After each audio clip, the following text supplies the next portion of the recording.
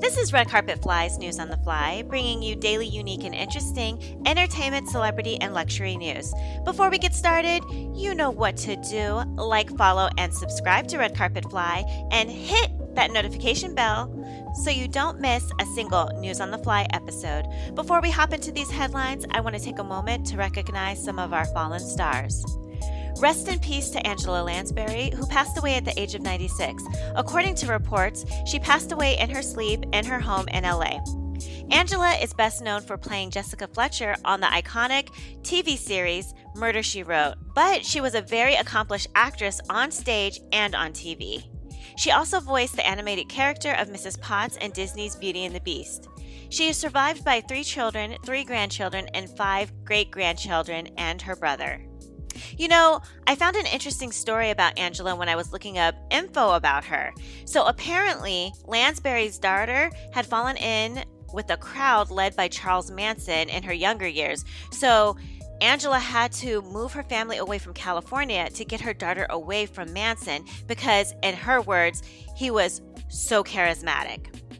I'm not going to get into this whole story, but look it up. It's an interesting story. Again, rest in peace to Angela Lansbury. So, Halloween is right around the corner, so it's the season for scary movies. This Friday, Halloween Ends comes out, and it's going to be the end of the Halloween series. I was never into the Jason thing or Friday the 13th. I was more of a Freddy Krueger kind of girl. I think Freddy Krueger is the catalyst for my insomnia. I saw that movie when I was a kid, and I regret that I ever did. After that movie, I never wanted to go to sleep because, you know, Freddy visits you while you're asleep. Anyway, Eli Roth and 50 Cent are teaming up to collaborate on 3 new horror movies. According to Screen Rant, director Eli Roth and rapper/actor 50 Cent will co-produce a series of 3 original horror films focusing on BIPOC characters and storytellers. Per Deadline, Eli Roth and 50 Cent have officially announced that they will be collaborating on a trio of original horror films. The 3-picture deal was made with 3 Black Dot, and Roth and 50 Cent signed on as a producer, in effect to create horror films that focus on narratives centering around BIPOC characters. The 3 projects that are being developed are titled The Gun, Trackmaster, and Creature House. The Gun will follow a young man whose quest for revenge for his father's murder leads him to a haunted gun. Trackmaster follows 2 rappers who discover a mysterious beat that unleashes a murderous spirit. The third and final film, Creature House, follows a group who get trapped in a horror movie museum where the exhibits come to life. These sound interesting and I would watch them. If you're into horror and Black history, you should really watch this documentary called Horror Noir, A History of Black Horror. I know documentaries can be boring, but this one is good.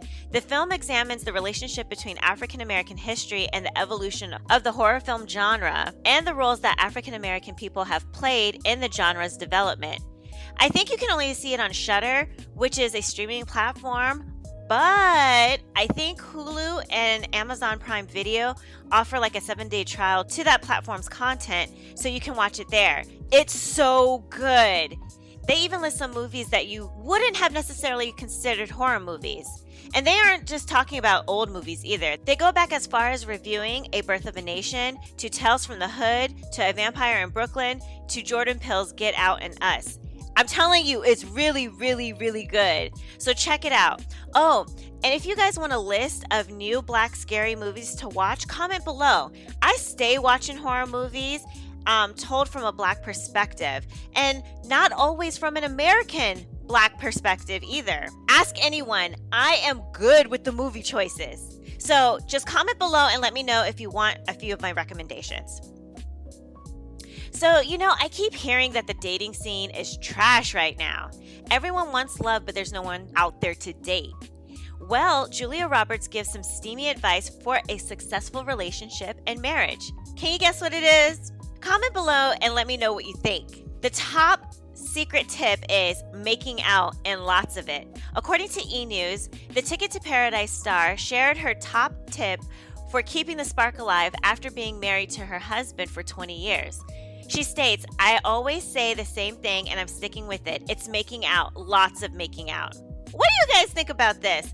I mean, I think she may have a point. I was once told by an ex-boyfriend that I didn't make out enough, so maybe she has something there. I believe in order to make any relationship last, you need to lean into the other person's love language. But what do I know? Maybe it's a combination of both of these things. You know what I'm saying? At any rate, Julia Roberts' new movie, Ticket to Paradise, is out in theaters, so check it out. So, my friend sent me this article about rich, wealthy women buying fake purses instead of buying the real thing. I was floored because I know us working class girlies might buy a knockoff every now and then because we don't necessarily have the funds to buy the real deal, but still want to look chic, you know? But what makes rich people, or what makes a rich woman that actually has the money buy a fake?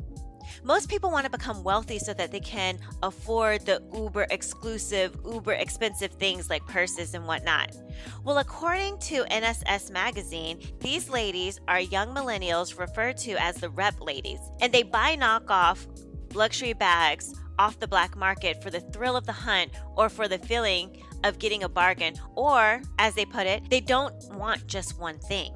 Scouting, selecting, evaluating, and conquering a fake, these are the skills with which wealthy New York women are made of, no longer with their money, but with their wit. The subreddit was founded in 2016, and it counts about 200 members, but it seems that in recent months it has moved into private socials with fewer controls and therefore a chance to interface with the exclusive aspects of the business, even going as far as to make custom orders. According to the rep ladies, status is no longer about quantifying their money in clothing. It's about proving that they're not one of the rich consumers who are being ripped off by the big brands. Some consumers believe that big brands are behind all of this and are trying to make money in any way they can. And others think that the replicas are bags or other goods that have not passed the company inspections and are sold under the counter by employees. And still, others claim that the sellers of fakes operate completely independently. To feel legitimized, many of them turn to someone to mediate. You know, I read another article similar to this one on the Shade Room entitled Baddies on a Budget, and TikTok girls are saving their money by buying designer replicas on sites like DHgate, AliExpress, and more.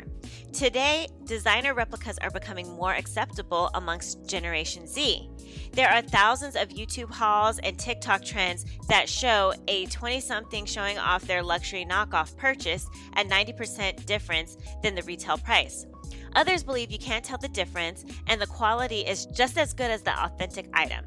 So, you know this sent me down a rabbit hole because you know your girl had to do some research. And the replicas are good. I can't disclose if I purchased anything, but if you see me walking around with the Birkin, mind your business. I'm joking.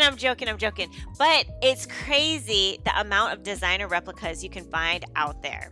What these two stories say to me is that the Chinatown market, you know, the one in New York, where you could go and buy cheap designer bags, has gone digital. I wouldn't be surprised if the labels were behind it. Back in the day, designers would do anything to try to stop this trade. You would hear of like police raids for counterfeit goods. Now I don't hear about that so much. I guess brands have decided if you can't beat them, join them and try to make money off the back end. When I do hear about counterfeits, they usually focus on the environmental impact of the trade or the human labor and the low wages people are making when participating in replicas.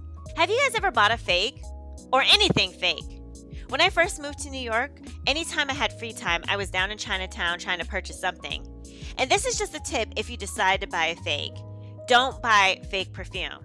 They just water that ish down. You will end up being so freaking mad. Just stick to the bags. I mean, I'm not trying to tell you to go out there and buy designer fakes, but if you do, steer clear of replica perfumes. It's not worth it. Anyway, that's it for today, guys. If you would like to receive text notifications of when I post News on the Fly episodes or my celebrity red carpet interviews, please send a text to 917-502-4379 and say, I want to get fly text. Once subscribed, you will start receiving text messages regarding a News on the Fly episode or celebrity interviews. Also, if you have a business, product, service, YouTube channel, or social media account that you would like for me to promote on my channel, please email redcarpetfly@alexi@redcarpetfly.com to get rates for advertising. We're growing, guys. You can also find this podcast on Spreaker, Spotify, and iHeart Radio podcast platforms. Just search for Red Carpet Fly, News on the Fly podcast. Lastly, please like, follow, subscribe, and share our YouTube channel, Red Carpet Fly, and also follow us on Instagram and Twitter at Red Carpet Fly. And until tomorrow, always stay fly.